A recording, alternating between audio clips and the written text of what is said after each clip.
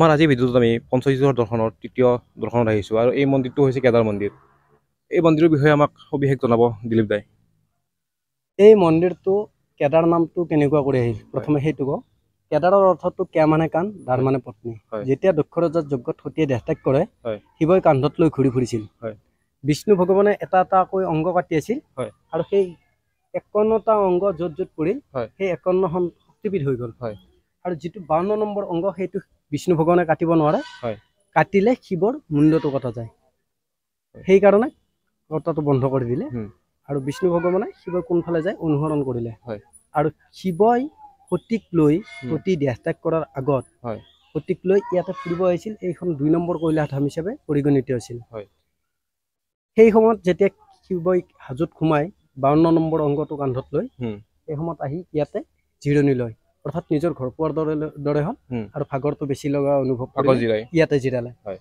সেই কান্ধত পত্নী থকা বাবে কে মানে কাণ, দাৰ মানে পত্নী, সেয়াই কেদাৰ। এই যিখন পাহাৰত কেদাৰ মন্দিৰটো আছে, এই পাহাৰখনক আগতে সেই 2 নম্বৰ কৈলাশধাম পাহাৰ বুলিয়ে ভাবিছিল, কিন্তু তেতিয়াৰ পৰা এই পাহাৰখনৰ অন্য এটা নাম আহিল। শিৱৰ 108টা নামৰ ভিতৰত এটা নাম আছিল মদন। যেতিয়া অচল হৈ পেলাই জিৰালে, সেই পাহাৰখনৰ নাম তেনেকুৱা কৰি আহি গ'ল মদন যোগ অচল, সন্ধি জোৰ লাগি মদনাচল পাহাৰ, মদনাচল পাহাৰ এই পাহাৰখনৰ নাম, অৰ্থাৎ শিৱৰে নাম এটা। মদনটো শিৱৰে নাম। এই যিটো কেদাৰ মন্দিৰ, কেদাৰ বুলি কওঁতে এইটো এটা যদিও শিৱলিংগ হিচাপে পূজা কৰা হয়, ইয়াতে কিন্তু এটা মূৰ্তিৰ দৰেহে আছে। ধৰি লোৱা সমূহত আছে 3টা চকু, ত্ৰিনয়ন, সোঁহাতত আছে ত্ৰিশূলম্বৰু, জতত আছে গংগা, কান্ধত আছে পাৰ্বতী আৰু কোলাত গণেশক বহুৱাই দিছিল। গণেশৰ প্ৰথম আৱিৰ্ভাৱ। কাষতে আছে শিলাগ্ৰাম লক্ষীনাৰায়ণ। এই 5জনা দেৱ দেৱী শিৱৰ লগত আছে আৰু সেইটোৱে কেদাৰ। ইয়াতে প্ৰতিদিনে নিত্য পূজা হিচাপে ৰাতিপুৱা বাবাক স্নান কৰোৱাই ফুল বেলপাতেৰে পূজা কৰে। এগছ অখণ্ড বন্তি আছে, প্ৰতিদিনে 1 লিটাৰ 250 গ্ৰাম তেল প্ৰয়োজন হয়। সেই চাকি গছ জ্বলাইছিল দাপৰ ত্ৰেতা যুগৰ সন্ধিক্ষণত পূৰ্ব নামৰ মুনি এজনে। সেই কাহিনীটো আমি মাধৱ মন্দিৰত আলোচনা কৰি কৈ দিম। এই মুনিজনে ইয়াতে চাকি গছ জ্বলাইছিল আৰু তেতিয়াৰ পৰা আজিলৈ সেই গছ চাকি নুমাব দিয়া হোৱা নাই। দাপৰ ত্ৰেতা যুগৰ সন্ধিক্ষণত মানে দাপৰ শেষ হবৰ হৈছে, ত্ৰেতা যুগ পৰিবৰ হৈছে, সেই সময়ত চাকি গছ জ্বলাইছিল আৰু আজি পৰ্যন্ত জ্বলি আছে। প্ৰতিদিনে 1 লিটাৰ 250 গ্ৰাম সৰিয়হৰ তেলৰ প্ৰয়োজন হয় সেই গছ চাকিত। বেলেগ তেল ব্যৱহাৰ কৰা নহয় সেই গছ চাকিৰ বাবে, কেৱল সৰিয়হৰ তেল ব্যৱহাৰ কৰা হয়। একদিনত 1 লিটাৰ 250 গ্ৰাম। তাৰ উপৰি দুপৰীয়া এটা পূজা হয়, সেই দুপৰীয়াটোত বাবাক ভোগ অৰ্পণ কৰা হয়। ভোগটো 2 প্ৰকাৰৰ হয়। এক প্ৰকাৰৰ হ'ল নিৰামিষ আৰু আন প্ৰকাৰ হ'ল আমিষ। অৰ্থাৎ কোনোবা ব্যক্তি যে ভোগ দিম বুলি ভাবে নিৰামিষো আনিব পাৰে, বাধা নাই, আমিষো আনিব পাৰে। আমিষৰ ব্যৱস্থাটো এনেধৰণৰ, হয় খাচী ছাগলী নহয় পাৰ চৰাই আৰু মাছ আনিব পাৰে। যি বস্তুৱে নানক কাটি আনিব নোৱাৰে। ৰঙালাও এটা আনিলেও বুট হিচাপে আনিব লাগিব, 2টা নে 3টা নে আপোনাৰ কথা। কিন্তু আমি 2জন মানুহ যাম, এটা ৰঙালাও কাটি পেলাই আধা লৈ যাওঁ, তেনেকুৱা নহ'ব, সম্পূৰ্ণ হ'ব লাগিব। আৰু খাচী ছাগলী হ'লেও বোলে 4জন 5জন মানুহ যাম, এটা ডাঙৰ খাচী পালোঁ সেইটো নিম নে কাটি পেলাই অলপ লৈ যাওঁ, নহ'ব। আপুনি নানকাই লাগে, আনিলে কিন্তু গোট হিচাপে আনিব, গোটাই দিব লাগিব। ইয়াতে সকলো ব্যৱস্থা হয়, বাচি কটি ৰন্ধা বঢ়া সুব্যৱস্থা আছে, পূজাৰী আছে, আঠপৰীয়া আছে, পূজাৰ কাৰণে পূজাৰ সামগ্ৰী সহায় কৰাৰ কাৰণে কটবন্যা আছে, তেওঁলোকে ভোগৰ সামগ্ৰীবিলাক যোগাৰ কৰি দিয়ে। ঠিক তেনেকুৱা কৰি দুপৰীয়াৰ ভোগটো অৰ্পণ কৰা হয়। আৰু দুপৰীয়াৰ ভোগটো যেতিয়া অৰ্পণ কৰিব, তাৰ পাছতে ভাঙেক চিলিমো অৰ্পণ কৰা হয় বাবাক। আৰু এটা পিতলৰ টোপ বুলি কোৱা হয়, এটা পাত্ৰ, সেই পাত্ৰটোৰে ঢাকনি দি থৈ দিয়া হয়। আৰু তাৰপিছত বাবাৰ দৰ্শনটো কিছু পৰিমাণে বন্ধ হয়। তাৰপিছত দুৱাৰ যদিও মুকলি কৰা হয়, বাবাক তাৰমানে তেনেকুৱা কৰিহে দৰ্শন কৰিব লাগিব, টোপটো খুলি দিয়া নহয়। কিন্তু যিটো প্ৰতিমূৰ্তি থাকে সেইটো মুক্তভাৱে থাকে, সেইটো দৰ্শন কৰিব পাৰে। কিন্তু যিটো বাবাৰ মেইন বিগ্ৰহ সেইটো দৰ্শন কৰিবলৈ অসুবিধা হয়, ছেকেণ্ড হাফত নাপায়। দ্বিতীয়তে গধূলি যিটো তৃতীয় পূজা হয় সেইটোক লাহ কৰা বুলিও কয়। সেইটোত তোমাৰ চুজিৰ লাড়ু বনোৱা হয় আমাৰ ইয়াতে কেদাৰ মন্দিৰত। মেইনলি পুৰি পিঠা চুজিৰ লাড়ু যি দিয়া তাকে বনাই পেলাই বাবাক অৰ্পণ কৰা হয়। সেইটো কমিটিৰ ফালৰ পৰা হয়, কোনোবা আনিলেও আনিব পাৰে। চুজিৰ লাড়ু দিলে চুজিৰ লগত নাৰিকল, চেনি, ঘি এনেকুৱা কৰি দিব লাগিব, দি পেলাই তাত বনাই পেলাই অৰ্পণ কৰে। আৰু গধূলিৰ যিটো পূজা হ'ব, সেই পূজাটোৰ পিছত দৰ্জা সম্পূৰ্ণৰূপে পিছদিনাৰ পুৱালৈ বন্ধ হ'ব পিছদিনা আকৌ মন্দিৰটো খুলিব খুলি পেলাই আকৌ সেই পূজা চূজা কৰি দৰ্শনাৰ্থীৰ বাবে দুৱাৰ মুকলি হয় এনে আপোনাৰ ধৰক কেদাৰ মন্দিৰত বহুত মানুহে আহে হয় মনোকামনা পূৰা কৰিবৰ কাৰণে ইয়াৰে বিশেষ মাহাত্ম্য কি আছে বিশেষ মাহাত্ম্য মানে ইয়াতে যিবিলাক মানুহে ধৰক ভাং বেলপাত দি অৰ্পণ কৰে বাবাক উৎসৰ্গা কৰে তেনেকুৱা দি পেলাই ভগৱানৰ ওচৰত বহুতে প্ৰাৰ্থনা কৰি শুনিছোঁ আৰু বহুতে বিশ্বাসে যে বাবাৰ ওচৰত সেইবিলাক দি যোনে যি মনৰ পৰা আশা বিচাৰে যি আশা বিচাৰে সেই আশাটো পূৰ্ণ হোৱাৰ পিছত তেল দিম বুলি ভাবে আৰু সেই তেলটোৰ পৰিমাণ 1 লিটাৰ আৰু 200 গ্ৰাম কিছুমানে খাচী ছাগলী দিম বুলি ভাবে কিছুমানে 3.5 মিটাৰ বস্ত্ৰ দিম বুলি ভাবে কিছুমানে টোপমালা দিম বুলি ভাবে কিন্তু বিশেষকৈ তেলটোৰ সুবিধাটো বেছি হয় কাৰণে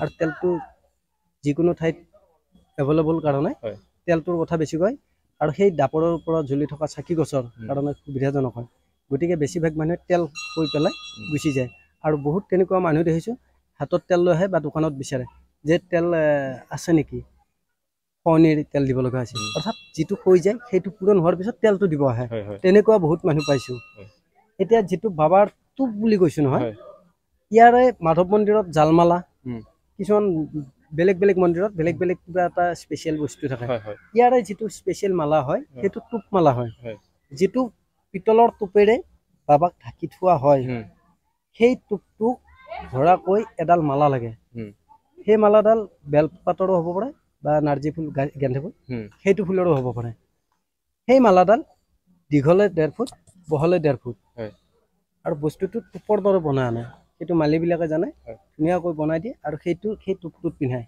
সেইটোহে মেইন মালা বাকী বাবাক বেলপাতৰ মালা ফুলৰ মালা দিব পৰা ধুতুৰা ফুল আকান ফুল এনেধৰণৰ বস্তুবিলাক অৰ্পণ কৰা হয় ইয়াতে যিটো মুখ্য বিগ্ৰহ সেইটোৰ ভিতৰত শিৱৰাত্ৰিৰ বাহিৰে আৰু যিটো শাওণ মাহৰ ভোলবম চলে সেই দুটাত বাহিৰে ভিতৰত সোমাবলৈ নিদিয়ে কিছুমান নিয়ম নীতিৰ কথা থাকে আগতেতো ভোলবমতো দিয়া নাছিল কিন্তু নতুনকৈ দিয়া হৈছে তীৰ্থযাত্ৰীৰ আগ্ৰহৰ কাৰণে যি নহওক এই বস্তুটোত মানে কি হয় সেই দুদিন সেইকেইদিন তাৰমানে পাৰে শিৱৰাত্ৰিৰ দিনা সম্পূৰ্ণৰূপে সকলো ব্যক্তিয়ে যিখিনি ধৰ্মাৱলম্বী লোক ইয়াতে দৰ্শন কৰিব আহে তেওঁলোকে ভিতৰলৈ গৈ গাখীৰ ঘি বেলপাত ফুল যি আনে অৰ্পণ কৰিব পাৰে নিজ হাতেৰে কিন্তু বাকী দিনত যি ঠাইত দান বাকচটো থাকে দান পাত্ৰটো থাকে তাৰে পৰা অকণমান দূৰত বহি পেলাই সেৱা কৰি বাবাক দৰ্শন কৰিব লাগে ইয়াৰে যিটো প্ৰতিমূৰ্তি আছে